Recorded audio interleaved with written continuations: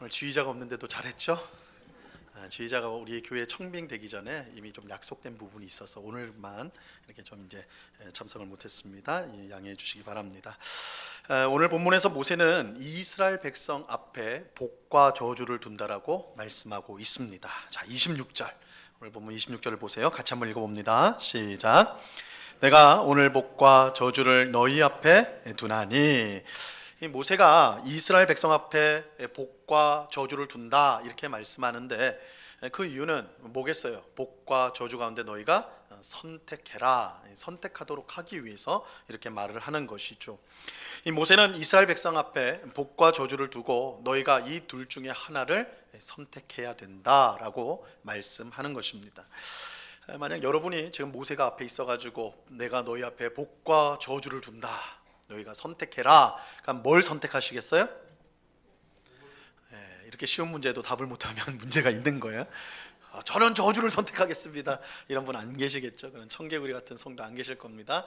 다 당연히 복을 선택할 겁니다. 그죠? 다 우리는 복을 선택할 거예요. 그런데 여기서 이 복과 저주의 선택은 단 한 번에, 딱 한 번의 결정을 뜻하는 것이 아닙니다. 이 한 번의 결정이 아니라 이 삶의 방향과 태도를 의미하는 거예요. 이 지속적인 삶의 방향과 태도를 의미하는 것입니다. 즉 모세가 복과 저주를 선택하라 할 때 이것은 어떤 삶의 방향으로 너희가 계속해서 가겠느냐, 어떤 삶의 태도를 가지고 앞으로 살아가겠느냐, 이것을 결정하라는 것입니다. 자, 오늘 보면 27절 말씀을 보세요. 27절, 이 말씀도 같이 읽습니다. 시작. 너희가 만일 내가 오늘 너희에게 명하는 너희의 하나님 여호와의 명령을 들으면 복이 될 것이요. 이스라엘 백성이 복을 선택한다는 건 뭐냐? 하나님의 명령을 듣고 순종하는 삶의 방향과 태도를 뜻하는 것입니다. 그래서 복을 택한다라는 것은 내가 하나님의 말씀을 듣고 순종하는 삶의 방향, 삶의 태도를 가지겠습니다, 이거를 말하는 거예요. 반면에 저주를 선택하는 것은 하나님의 명령에 불순종하는 삶의 방향과 태도를 의미하는 것입니다. 28절 말씀 보세요. 같이 읽습니다. 시작. 너희가 만일 내가 오늘 너희에게 명령하는 도에서 돌이켜 떠나 너희의 하나님 여호와의 명령을 듣지 아니하고 본래 알지 못하던 다른 신들을 따르면 저주를 받으리라. 하나님의 명령에 불순종하고 다른 신을 따르는 삶의 방향과 태도가 곧 저주를 택하는 것입니다. 선택하는 거예요. 그런데 중요한 것은 이 선택을 언제 해야 되는가, 이 선택을 언제 해야 되는가입니다. 언제 해야 됩니까? 26절과 7절과 8절 이 세 절에서요 똑같이 말하고 있죠. 뭐라고 그래요? 오늘. 이게 중요한 거예요. 오늘 말씀에서 중요한 거예요. 오늘이에요. 오늘. 우리는 오늘 선택을 해야 합니다. 그런데 이것을 이제 오해하면 안 됩니다. 오해하면 안 되는데, 지금 이스라엘 백성이 어느 곳에 있습니까? 이 신명기는 이스라엘 백성들이 모압 평지에서 모세를 통해 들었던 말씀이에요. 이 모압 평지는 이제 요단강을 건너면 곧바로 가나안 땅이에요. 그냥 가나안 땅이 눈에 보이는 직전에 지금 와 있는 거예요. 이스라엘 백성이 지금 와 있는 거예요. 이것을 연결해서 생각하면 이스라엘 백성이 오늘 복과 저주 가운데 하나를 선택하는 것을 가나안 땅에 들어가기 위한 하나의 조건으로 생각하기가 쉽습니다. 즉 이스라엘 백성이 지금 하나님 말씀에 순종하면 가나안 땅을 얻는 복을 얻게 될 것이고, 반대로 지금 말씀에 불순종하면 가나안 땅에 들어가지 못하는 저주를 얻게 될 것이다, 이렇게 이해하기가 쉽다는 것입니다. 우리가 지난 주일에도 살펴보았지만 이 율법주의 신앙을 가진 성도는 하나님의 은혜를 우리의 수고와 헌신에 대한 보상으로 생각합니다. 하나님의 은혜라는 말은 쓰기는 쓰지만 은혜가 아니라 그걸 보상으로 여겨요. 내가 열심히 기도했기 때문에 하나님이 복을 내게 주셨고, 내가 하나님 앞에 많은 것을 드렸기 때문에 하나님도 나에게 물질적인 복을 주시는 것이다, 이렇게 생각을 하는 것이죠. 이건 입으로는 하나님의 은혜, 하나님의 복이라고 말하지만 실상은 보상이에요. 내가 열심히 기도했기 때문에, 내가 열심히 헌금했기 때문에, 내가 열심히 봉사했기 때문에 하나님이 이렇게 나에게 많은 것을 주셨다. 그러니까 이 율법주의 신앙을 가진 성도는 아주 열심히 합니다. 교회 생활 열심히 해요. 왜요? 열심히 할수록 보상이 커지기 때문에, 열심히 할수록 하나님 많은 것을 주신다고 생각하기 때문에 열심히 하죠. 이런 믿음을 가진 성도는 오늘 본문에서 이 모세가 복과 저주를 선택하라고 할 때 이것을 가나안 땅을 얻는 조건으로 생각하기가 쉽습니다. 이스라엘 백성이 하나님 말씀에 순종하면 그 상으로, 보상으로 가나안 땅을 얻게 되는 것이고, 그렇지 않으면 가나안 땅을 얻지 못하는 저주를 받게 되는 것이다, 이렇게 생각하는 것이죠. 하지만 오늘 본문은요, 그렇지 않다라고 말씀을 해요. 그렇지 않다, 그런 게 아니다. 이스라엘 백성이 가나안 땅을 얻는 것은 그들의 순종이나 노력이나 헌신 때문이 아니에요. 하나님의 은혜, 하나님이 그들에게 주시는 것입니다. 자, 오늘 본문 29절을 보시기 바랍니다. 29절 같이 읽습니다. 시작.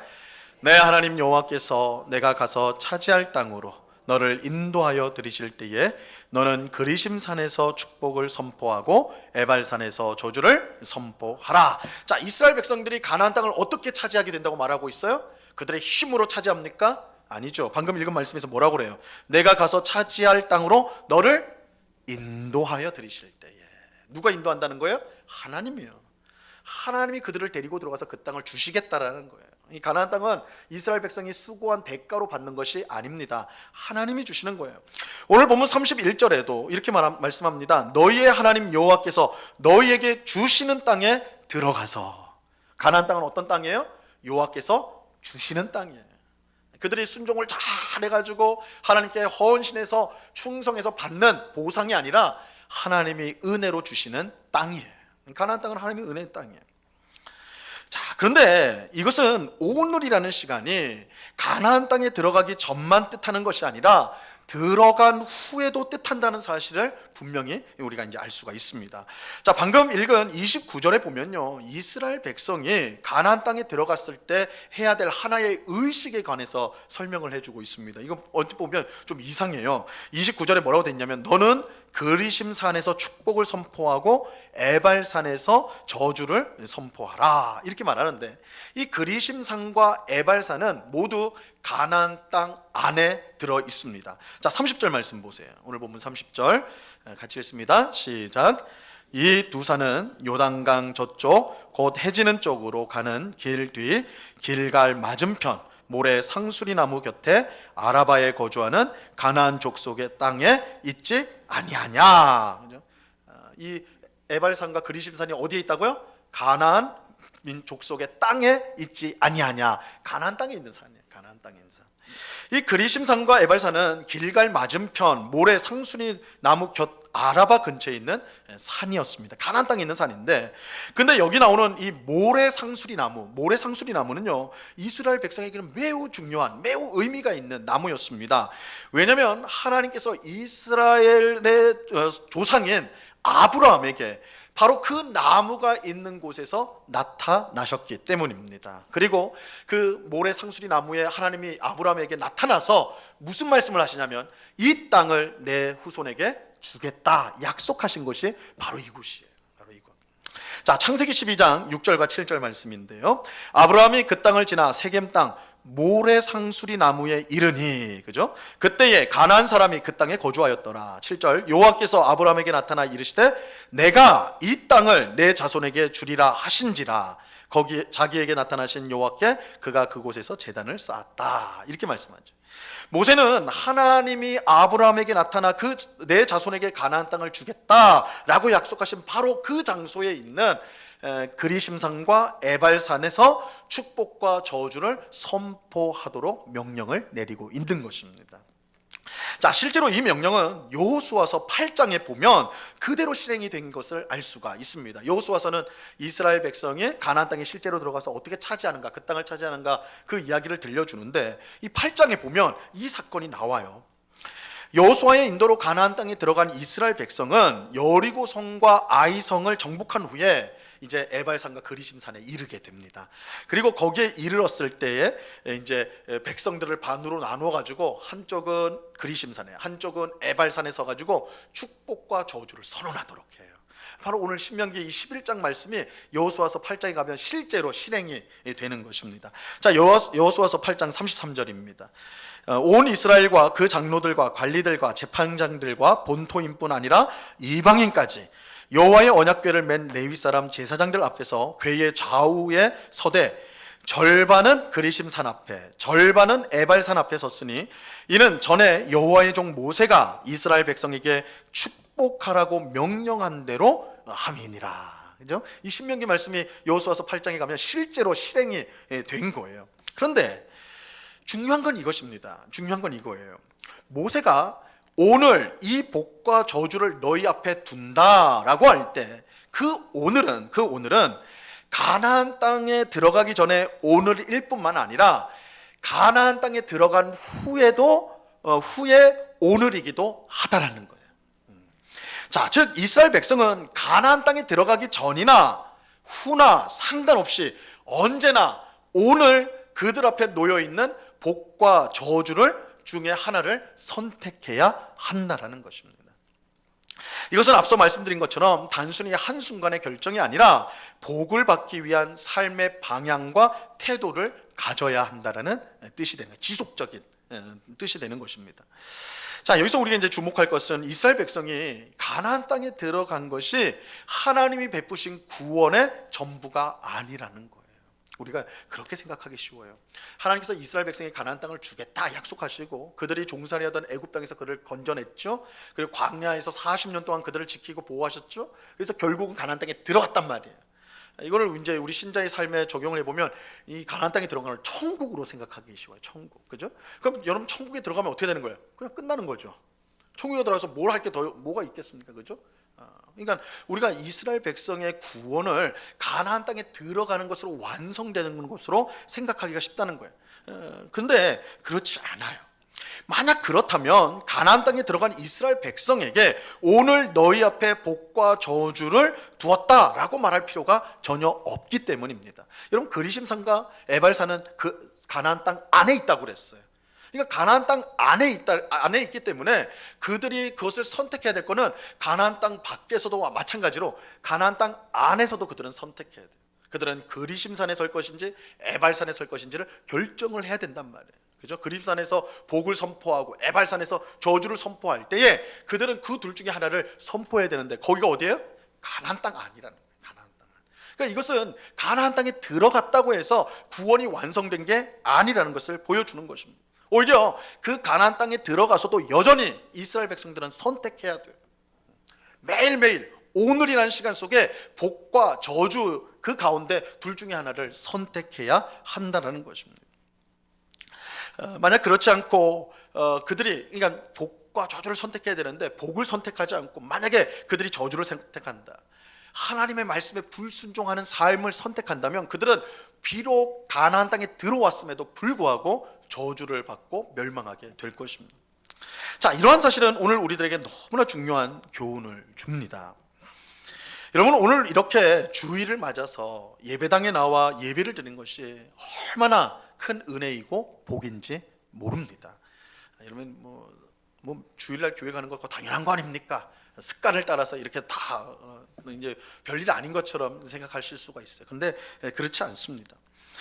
혹 여러분 중에는 아직 구원에 확신이 없고 신앙심이 부족하다라고 생각하는 분이 계실지 모르겠어요. 그런데 그럼에도 불구하고 예배하는 이곳에 앉아 있다는 자체가 이미 하나님의 은혜를 받았다라는 뜻입니다. 왜냐하면 죄로 오염된 마음은요, 죄로 오염된 사람의 마음은 하나님을 미워하고 또한 하나님을 예배하는 것을 꺼려하게 되어 있기 때문입니다. 여러분 세상 사람들을 우리 전도하다 보면 혹은 신앙의 얘기를 믿지 않는 사람들과 얘기하다 보면 여러분 그런 거 느껴보신지 모르겠어요.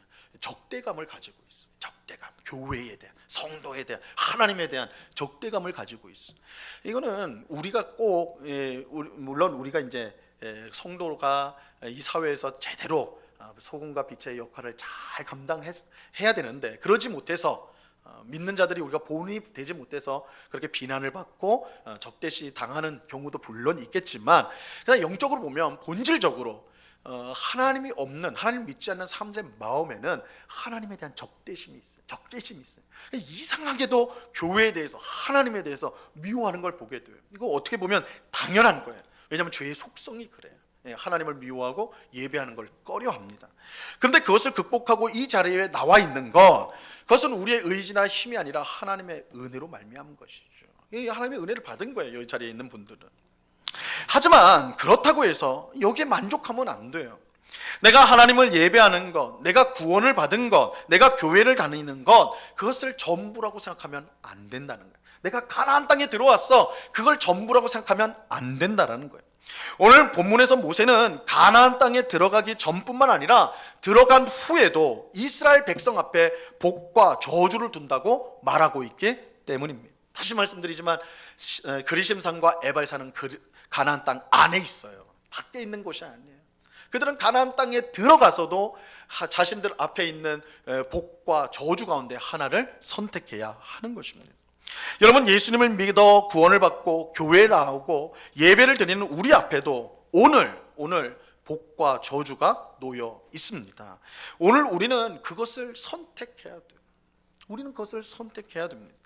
하나님의 말씀에 순종하는 삶의 방향과 태도를 선택할지, 아니면 하나님 말씀에 불순종하고 내가 원하는 삶을 살아가는 그런 삶의 방향과 또한 태도를 선택할지, 오늘 우리는 결정해야 하는 것입니다. 이 오늘은 예수님을 믿기 전이나 후나 마찬가지예요. 우리에게 오는 매일의 오늘의 선택을 해야 돼요.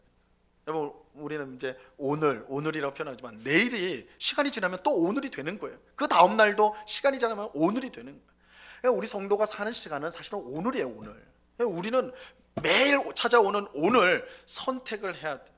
하나님의 말씀에 순종하는 삶의 방향과 태도를 선택할지, 불순종하는 삶의 방향과 태도를 선택해야 될지, 항상 그 앞에 우리가 놓여져 있다는 것입니다. 근데 우리가 여기서 이제 기억해야 될 사실이 있어요. 복과 저주 외에는 우리가 선택할 길이 없다라는 거예요. 선택할 옵션이 없다는 것입니다. 이스라엘 백성 앞에는 축복을 선포하는 그리심산과 저주를 선포하는 에발산 밖에는 없어요. 제3의 산은 없어요. 딱 두 가지예요, 두 가지.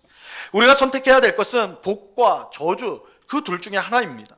다시 말하면 우리는 하나님의 말씀에 순종하는 삶의 태도와 또한 방향을 가질지, 그것을 선택할지, 아니면 불순종하는 삶의 태도와 방향을 선택할지, 이 둘 중에 하나밖에는 없다라는 거예요. 이 둘 가운데 우리는 반드시 하나를 선택해야 돼요. 이 둘 가운데 중립지대는 없어요. 그리심산에 한 발을 두고 에발산에 한 발을 둘 수는 없는 것입니다. 우리는 오늘 이 두 산 중에 하나를 반드시 선택을 해야 돼요. 이 매일 삶 속에서 선택을 해야 돼요. 하지만 불행히도 오늘날 많은 사람이 복과 저주 사이에, 그리심산과 에발산 사이에 자기를 두려고 해요. 그런 마음만. 제가 이제 청년부 수련회를 언제 인도를 했는데, 제자가 될 것이냐, 군중이 될 것이냐 도전을 했어요. 청년들한테. 제자가 될 겁니까? 군중으로 그냥 묻혀서 살 것입니까? 어느 쪽이에요? 그러니까 한 청년이 그렇게, 저는 가운데 있겠습니다. 그래서 내가 중립지대는 없어요. 그러니까 굉장히 실망하더라고요. 제자가 아니면 군중이고 군중 아니면 제자. 똑같아요. 근데 우리가 많이 그렇게 생각을 해요. 중립지대, 막 가운데, 그죠? 한 발은 여기 걸치고 한 발은 저기 걸치고, 그렇게 생각. 우리가 교회를 다녀요. 너무 훌륭한 것이죠. 하지만 딱 거기까지. 교회와 교회 밖은 다르다고 생각하고 다르게 살아가요. 신앙생활은 교회에서 하는 것이고 세상에서는 세상 사람들처럼 살아가요. 이렇게 살아가는 거, 분리돼서 살아가는 것을 이상하게 여기는 것이 아니라 오히려 지혜롭다고 생각을 해요. 그렇지, 신앙생활은 교회에서 하는 것이고, 세상 속에 사는데 어떻게 하나님 얘기하고 예수님 얘기하고 복음 얘기하고 그게 말이 되냐. 그러면 바보 취급당하는 거고, 그러면 그 손해보는 거고, 그런 게 분명한데, 세상에 살 때는 세상 사람들이 가는 방식으로 그들이 하는 것처럼 그렇게 살아가는 것이 맞지 않냐. 그래서 교회 안과 교회 밖이 나눠져 버려요. 그걸 이상하게 여기는 것이 아니라 지혜롭게 여긴다. 하지만 그것은 스스로를 속이는 거예요. 순종과 불순종 사이에는 아무것도 없어요. 순종하면 순종이고 불순종하면 불순종일 뿐이에요. 반순종은 없어요. 그리심산과 에발산 사이에는 아무것도 없습니다.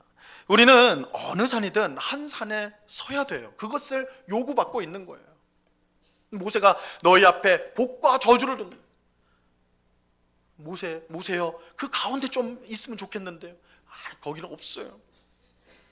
그리심산에 서든지 에발산에 서든지 복을 선택하든지 저주를 선택하든지, 하나님 말씀에 순종하는 삶을 선택하든지, 불순종하고 내 마음대로 사는 삶을 선택하든지, 그 중에 하나를 선택해야 하는 것입니다. 근데 분명한 사실은 하나님 말씀에 순종하는 삶을 선택하는 것이 복이라는 거예요.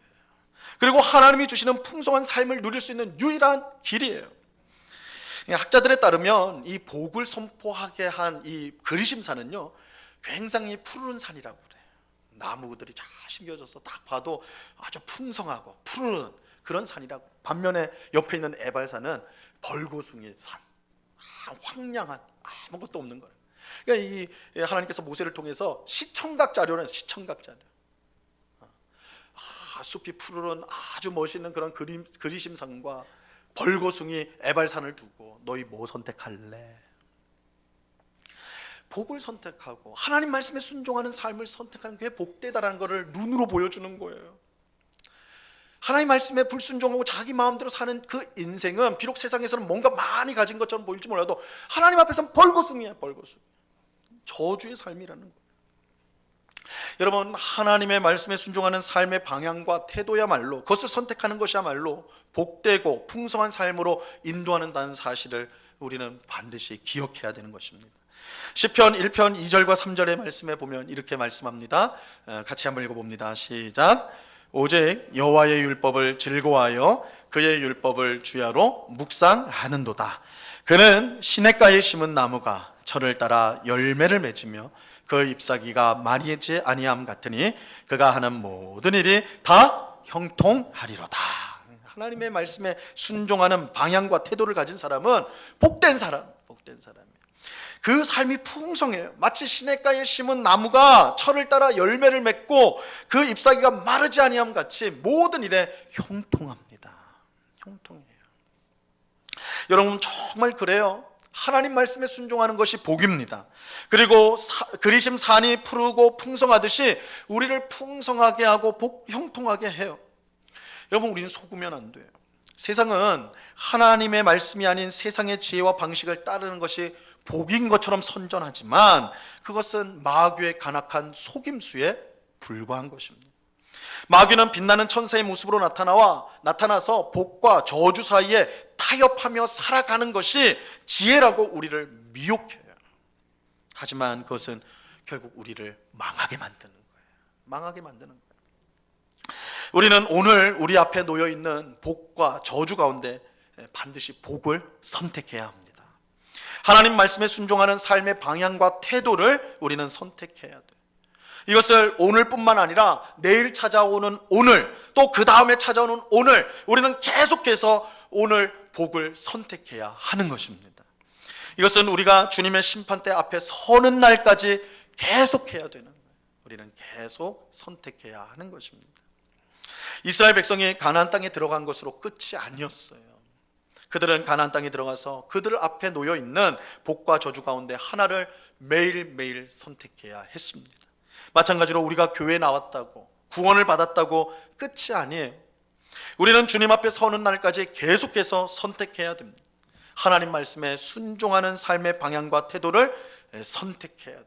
그럴 때 우리의 삶은 복되고 풍성하게 되는 것입니다. 자, 그런데 여기에는 이 결정적인 문제가 있죠. 문제가 있어요. 하나님 말씀에 순종해야 된다는 건 너무나 우리가 잘 알아요.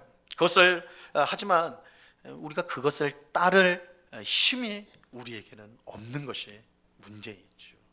성경에 있는 말씀 우리가 읽으면서 다 옳다고 생각하잖아요. 그렇게 살아야 된다고 생각하잖아요. 문제는 뭐예요? 그런 생각대로 살 힘이 우리에게는 없다라는 것입니다. 우리 힘만으로는 하나님 말씀에 순종하는 것이 역부족이에요. 세상에서 밀려오는 유혹과 시험을 우리가 이길 수가 없어요. 그렇다면 우리는 어떻게 해야 될까요? 우리는 어떻게 해야 매일 하나님의 말씀에 순종하는 복을 선택하고 그 길로 나아가는 우리가 될 수 있는 것일까요? 자, 이 문제에 대해서 우리는 예수님의 말씀에 귀를 기울여야 됩니다. 예수님이 이 부분에 대해서 복음을 우리에게 말씀하셨어요. 요한복음 15장 4절 말씀입니다. 같이 한번 읽어봅니다. 시작. 내 안에 거하라, 나도 너희 안에 거하리라. 가지가 포도나무에 붙어 있지 아니하면 스스로 열매를 맺을 수 없음같이 너희도 내 안에 있지 아니하면 그러하리라. 여러분, 포도나무 가지가 어떻게 하면 많은 열매를 맺을 수가 있을까요? 어떻게 하면 많은 열매를 맺을 수 있을까요? 막 가지가 스스로 어떤 노력, 힘쓰고 애쓰면 되는 것일까요? 물론 나무가 그렇게 할 일은 없겠지만 그렇지 않죠. 가지에서 많은 포도 열매가 맺히는 것은 사실은 단순해요. 그런데 이 방법밖에 없어요. 단순하면서도 이 방법밖에 없어요. 뭐예요? 줄기에 붙어 있어야 돼요. 줄기에 붙어 있으면 어떻게 돼요? 뿌리로부터 오는 수분과 양분을 공급받아서 그 수분이 줄기를 타고 올라가서 줄기로 다 분배가 되잖아요.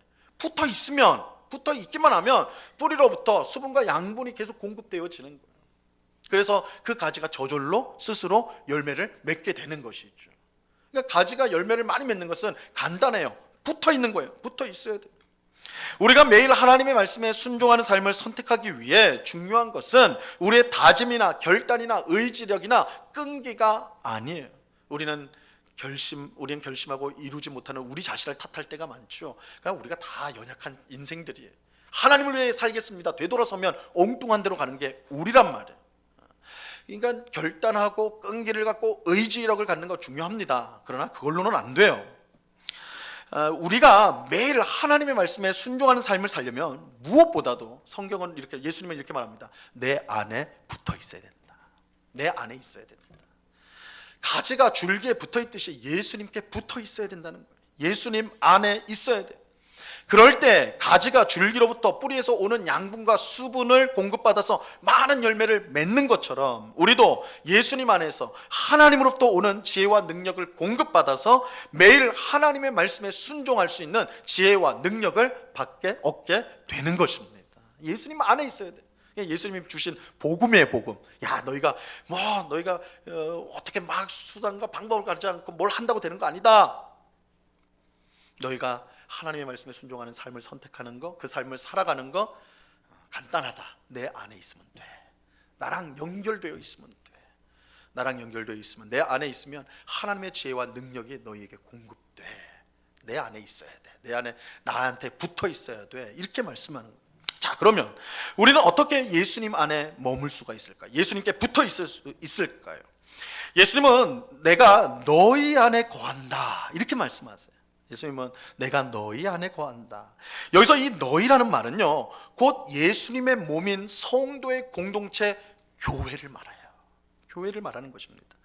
우리가 교회 안에 있는 것이 곧 예수님 안에 있는 것입니다. 교회가 성도에게 얼마나 중요한지 몰라요. 왜요?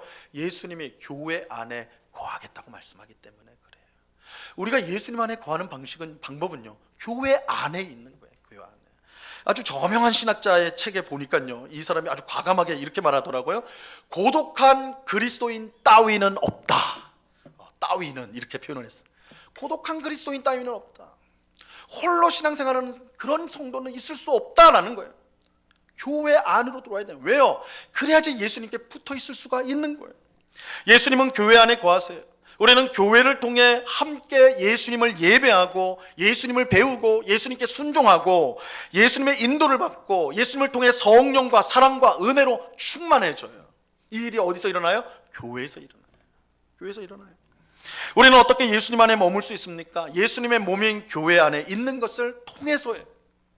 믿음의 형제 자매들과 함께 하나님을 부르고 예수님의 은혜를 구하고 성령으로 충만하게 될 때에 우리는 매일 하나님의 말씀에 순종할 수 있는 지혜와 능력을 얻게 되는 것입니다. 나의 교회가 너무너무 중요해요. 그냥 일주일에 한 번, 주일에 한 번 출석하는 그 정도 의미가 아니란 말이에요. 하나님 말씀에 여러분이 정말 순종하면 삶을 평생 살기 위해서는 여러분 교회 안에 있어야 돼요. 교회 안에서 이 안에 있을 때 우리가 예수님 안에 머무게 되는 거예요. 그래서 성도들과 믿음의 성도들과 함께 예배하고 찬송하고 그저 은혜 받고 성령으로 충만해질 때 우리는 매일 하나님의 말씀, 오늘이라는 이 시간 속에 하나님의 말씀에 순종하는 그런 삶을 살 수 있는 지혜와 능력을 얻게 되는 것입니다. 또 두 번째는 우리가 예수님 안에 머물기 위해서 기도를 통해 예수님과 개인적 깊은 관계를 가져야 돼요. 그러니까 이게 이제 공동체와 개인 둘 다 가능해야 돼요. 우리가 교회 안에 머물러야 됩니다. 또 한 가지는 이 기도를 통해서 예수님과 깊은 관계를 맺어야 됩니다. 여러분, 기도는 우리가 필요한 것을 일방적으로 말하는 것이 아닙니다. 우리가 흔히 기도를 뭐라고 그러죠? 하나님과 우리가의 대화라고 말을 하죠. 대화. 이 기가 막힌 말이에요. 기도는 하나님과 우리 간에 나눠지는 신령한 대화예요. 하나님 앞에 드리는 대화니까 이 신령한이란 영적인 대화다, 이렇게 표현할 수가 있죠. 여러분, 대화라는 것은 서로 말을 주고받는 거예요. 그 사람의 말을 듣고 나도 그 사람한테 말 때 그 상대방도 내 말을 듣고 서로 말을 들을 때 어떤 일이 일어납니까? 변화가 일어나요. 참된 대화는 반드시 변화를 수반합니다. 그게 진정한 대화예요. 여러분, 부모와 자녀 간에 대화가 없다, 막 문제 많이 말하잖아요. 그래서 어떤 부모가 그래, 내가 자녀와 대화를 나눠야 되겠다. 그래서 밥 먹고 나서 얘야 앉아. 싫어요, 할 거 많아요. 앉아. 그래서 앉아요. 못마땅한 얼굴로 앉아요. 그다음부터 막 말을 하기 시작하는, 그죠? 너는 뭐가 마음에 안 들고 저거만 막 쏟아 부어요. 그리고 부모는 생각하죠. 오늘 내 자녀와 30분 대화를 나눴다. 자녀는 대화를 나눴다고 생각할까요? 30분 동안 고문을 당했다. 그렇게 하지 않겠어요? 그죠? 대화가 아니에요. 변화가 일어나지 않죠. 우리가 하나님 앞에 기도할 때 우리가 원하고 바라는 것만 막 하나님 앞에 쏟아내면 하나님 이것도 해주시고 저것도 해주시고 이거 하면 섭섭해요, 저거 해주셔야 돼, 막 이렇게 협박하고 이러면 하나님은 내가 너랑 대화하러 왔는데 고문을 당하는구나, 이렇게 되는, 변화가 안 일어나요. 기도는 물론 우리가 알아야 될 걸 아뢰는 거예요. 그러나 들어야 돼요. 말하고 듣는 것이 기도예요. 근데 이렇게 참된 하나님과의 대화, 신령한 대화를 하면요, 변화가 일어나요. 기도를 시작할 때 내가 구할 뜻이 있었어요. 내 뜻이 있었어요. 내 소원이 있었어요. 내 바람이 있었어요. 그걸 알아요. 그런데 하나님 앞에 아뢰고 또 하나님의 말씀을 듣고 성경을 통해 성령이 하시는 말씀을 들으면서 기도하는 가운데 이런 신비한 역사가 일어나요. 그죠? 우리 마음속에 내가 이게 바라고 소원하는 것들이 하나님의 뜻과 비춰보니까 내 원대로, 내 뜻대로 되는 게 아니라 하나님의 뜻대로 되는 게 더 선하구나, 하나님의 뜻대로 되는 게 더 복되겠구나, 이런 마음이 생겨요. 그러니까 기도할 때 우리가 변화가 돼요. 이 기도가 우리를 하나님의 사람으로 만드는 아주 중요한 수단이기도 해요. 성화의 수단에 은혜를 받는 수단이기도 하다는 게 이런 뜻이에요. 우리가 일방적으로 쏟아내지 않고 주께 들으면서 말하려고 한다면 대화로서의 기도는 우리를 변화시킨다. 그래서 그 기도를 통해서 하나님의 뜻이 무엇인지를 알게 되고 그것이 나에게 가장 복되다는 걸 알게 되어서 내 뜻을 내려놓고 하나님의 뜻이 되기를 원한다고 고백하는 데까지 이르게 되는 거예요. 그걸 통해 예수님과 가까워지는 거예요. 하나님의 뜻과 자기의 뜻을 온전히 일치시켰던 예수님처럼 우리도 점점 변화가 되어가는 거예요. 진짜 기도는 그래요. 우리가 진짜 기도를 드리면 우리의 변화가 생겨요. 우리가 변화가 돼요. 이렇게 변화되어 갈 때 우리는 놀라운 기도의 역사를 경험하게 됩니다. 요한복음 15장 7절 말씀이에요. 15장 7절 같이 읽습니다. 시작. 너희가 내 안에 거하고 내 말이 너희 안에 거하면 무엇이든지 원하는 대로 구하라. 그리하면 이루리라. 자, 이 말씀을 우리가 반을 딱 쪼개가지고요, 뒤에 부분만 좋아해요. 뒤에 부분만. 뭐라고 그래요? 무엇이든지 원하는 대로 구하라. 그리하면 이루리라. 이것만 좋아요. 이것만. 근데 그 앞이 더 중요한 거예요. 앞에 뭐라고 말씀하세요? 너희가 내 안에 거하고 내 말이 너희 안에 거하면, 이렇게 말씀하잖아요. 너희가 기도함으로써, 나와 기도함으로써, 그죠? 너희가 변화가 되면, 너희의 뜻이 하나님의 뜻으로 바뀌어지면, 그런 복된 일이 일어나면 원하는 대로 구하라. 내가 다 들어줄 것이다. 왜요? 하나님의 뜻이 우리에게 가장 복된 것이고 하나님의 뜻대로 구한 것은 그래서 하나님이 다 응답해 주시기 때문이에요. 요한일서 5장 14절에 그러잖아요. 무엇이든 그의 뜻대로 구하는 것은 다 받은 줄로 믿으라고 그러잖아요. 하나님의 뜻대로 구하는 건 우리에게 가장 복되기 때문에 그건 하나님의 뜻이에요. 그건 다 이루어주세요. 이 말씀하고 똑같은 말씀이에요. 너희가 내 안에 거하고 내 말이 너희 안에 거하면 무엇이든지 구하라. 이루어주리라. 왜요? 그게 우리에게 가장 복된 것이기 때문에 그래요. 그 은혜를 우리가 경험하는 거예요. 우리가 기도를 통해 예수님께 가까워지고 그래서 예수님처럼 나의 뜻을 하나님의 뜻에 맞추게 될 때 우리는 무엇이든지 원하는 대로 구하는 것을 응답받는 그런 귀한 역사를 경험하게 되는 것입니다. 이때 당연히 말씀에 순종할 수 있는 능력과 지혜를 함께 받게 되는 것이죠. 그러므로 우리는 하나님의 말씀에 순종하는 지혜와 능력을 얻기 위해서요, 두 가지, 예수님 안에 머물러야 되는데 두 가지를 기억해야 돼요. 예수님 안에 머무는 게 뭐라고 그랬어요? 교회 안에 있어야 돼요. 교회 안에. 교회 안에서 함께 성도들과 함께 하나님을 예배하고 하나님의 은혜를 받고 성령의 인도를 받는 교회 안에 있어요. 그게 예수님 안에 머무는 거예요. 여러분, 교회를 가볍게 생각하시면 안 돼요. 예수님 분명히 그랬어요. 내가 너희 안에 있겠다 그랬어요. 이 너희에는 교회예요. 교회 안에 있겠다. 우린 교회 안에서 있을 때 예수님 안에 머무는 거예요. 그리고 그럴 때에 우리가 말씀에 순종할 수 있는 은혜와 능력을 받아요. 지혜를 받아요. 또 개인적인 기도를 통해 예수님과 가까워져야 돼요. 가까워져요. 그럴 때 우리는 매일 하나님 말씀에 순종하는 지혜와 능력을 얻게 되는 것입니다. 그래서 이 오늘이란 매일 찾아오는 오늘, 우리는 우리 앞에 놓여 있는 복과 저주 가운데 복을 선택하고 그 선택하여 하나님이 주시는 정말 풍성한 삶을 우리는 살아갈 수가 있게 되는 것입니다. 오늘 우리는 복을 선택해야 됩니다. 오늘 우리는 하나님 말씀에 순종하는 삶의 방향과 태도를 선택해야 돼요. 이를 위해 예수님 안에 머물러야 합니다. 교회를 통해 개인적인 깊은 기도를 통해서 예수님 안에 우리는 머물러 있어야 됩니다. 그럴 때 우리는 오늘과 앞으로 계속 오게 될 오늘에 우리는 항상 복을 선택할 수가 있게 될 것입니다. 오늘 예배하는 우리 모두에게 이 은혜가 넘치기를 간절히 바랍니다. 주님 앞에 서는 그날까지 우리가 계속해서 선택을 해야 됩니다. 여러분, 오늘 내가 복을 선택했다고 해서 내일 우리가 당연히 그렇게 된다는 것 아니에요. 모세는 계속해서 오늘을 말합니다. 여러분, 오늘 여러분이 눈을 떴은 오늘 복을 선택하셔야 돼요. 하나님 말씀에 순종하는 삶을 선택하셔야 돼요. 세상이 뭐라고 말해도, 세상에 그 어떤 우리를 더 복되게 만들고 더 풍성하게 만들 그런 것들이 우리에게 속삭인다고 할지라도 우리는 복을 선택하고 하나님 말씀에 순종하는 삶의 태도와 방향을 선택해야 돼요. 예수님 안에 있을 때 그것을 선택할 수 있는 능력이 우리에게 주어집니다. 그것을 꼭 기억하면서 올 한 해 뿐만 아니라 예수님 우리가 하나님 앞에 서는 그날까지 오늘이라는 시간 속에 항상 복을 선택하는, 하나님 말씀에 순종하는 것을 선택하여 하나님이 주시는 풍성한 삶을 살아가는 오늘 우리 모두가 될 수 있기를 우리 주님의 이름으로 간절히 축원합니다. 기도하겠습니다. 하나님 아버지, 오늘 우리 앞에 복과 저주가 놓여져 있습니다. 오늘 우리 앞에 하나님의 말씀에 순종하는 삶의 방향과 태도를 선택할지, 하나님 말씀에 불순종하고 자기 마음대로 살아가는 삶의 방향과 태도를 선택할지, 이것들이 우리 앞에 놓여져 있습니다. 우리는 그 둘 중에 하나를 선택해야 됩니다.